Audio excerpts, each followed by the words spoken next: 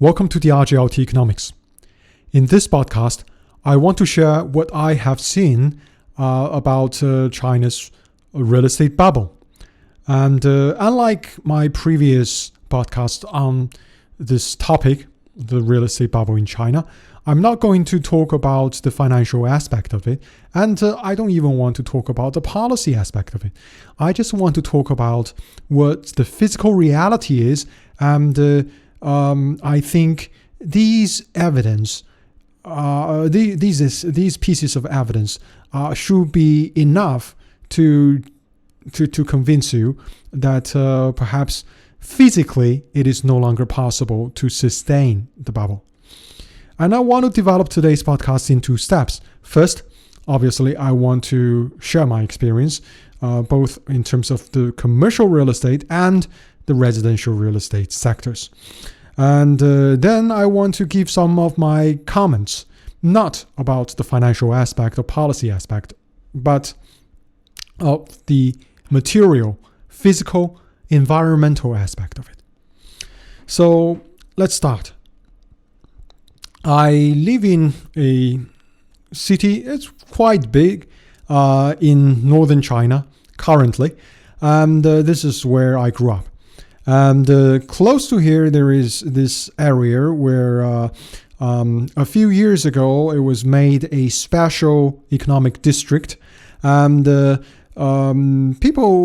local governments wanted to make it a commercial financial center.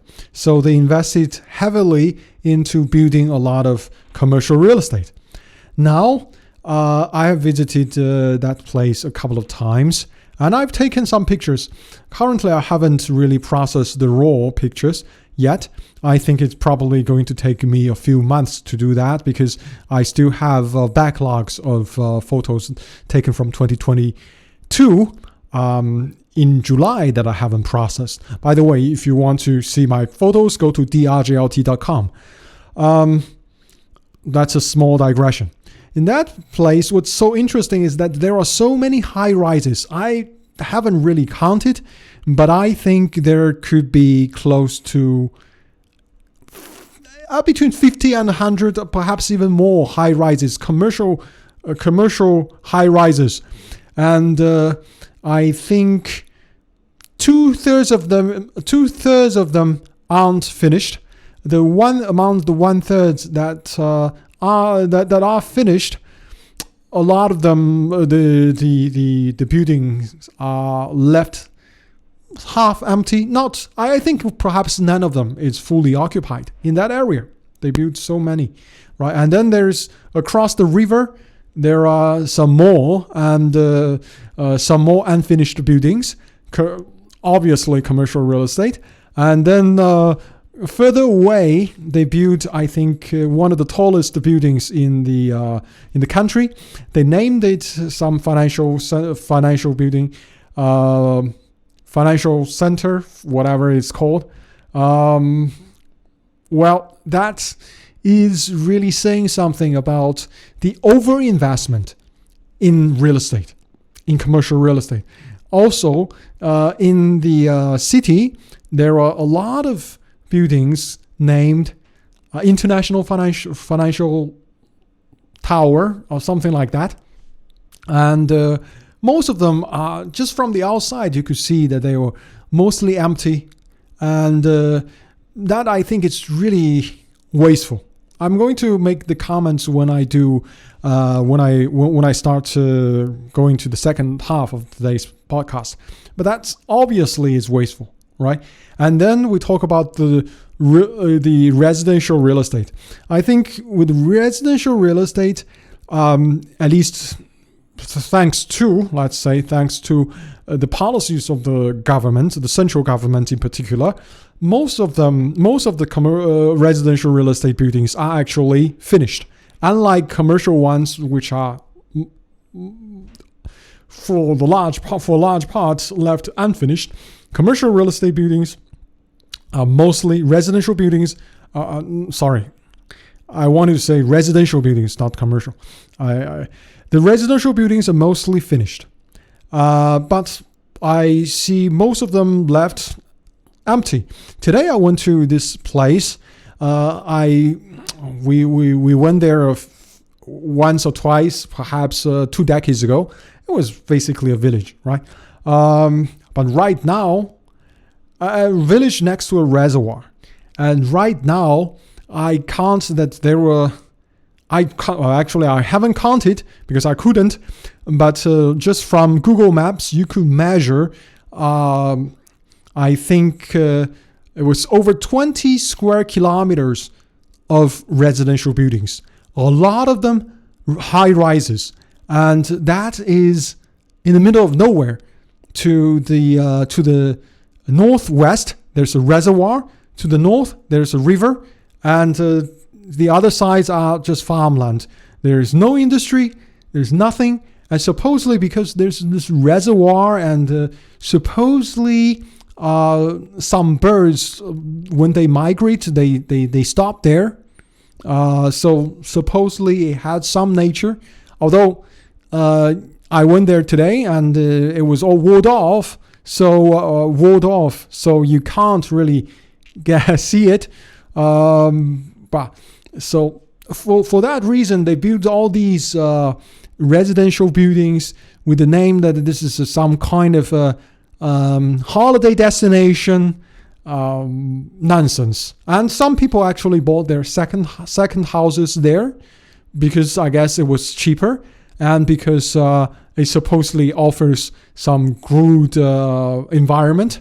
But in reality, it is in the middle of nowhere.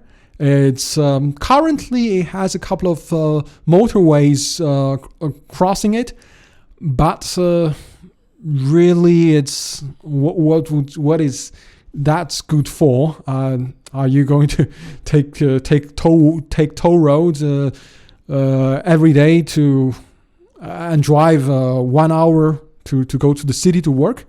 I doubt it, and so.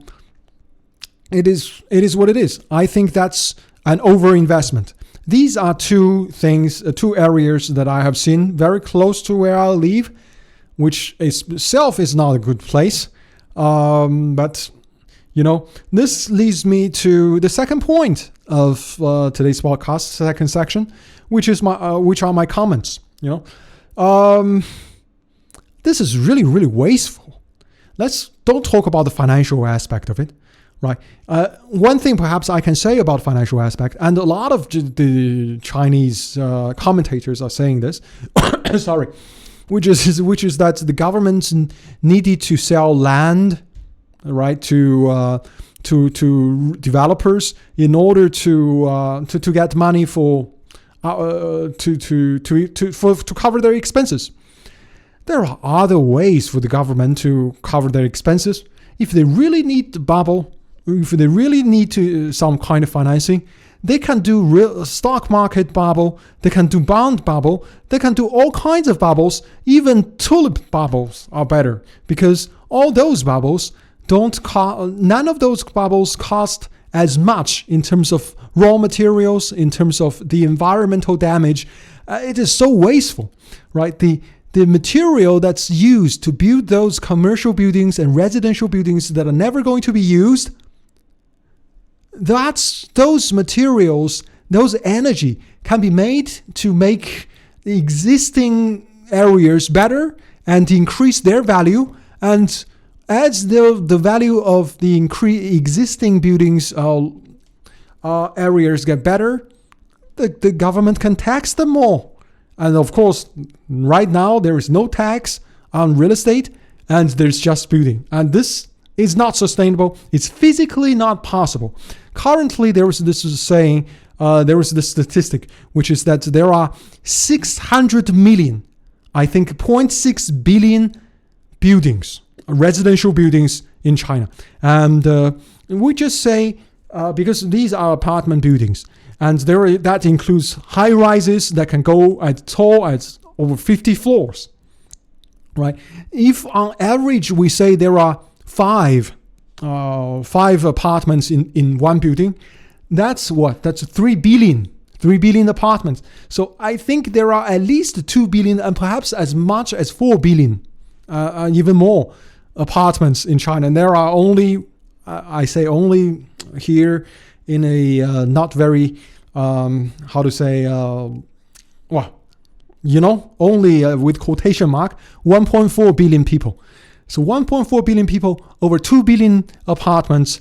Obviously, there's an oversupply in residential real estate. And the same thing is in commercial real estate. It is so wasteful. It's such damage to the environment. That area with the reservoir, why didn't they build a forest, make a forest around that area, and make it really a destination where people want to go and visit and see the nature? And they can build some hotels, and they can build some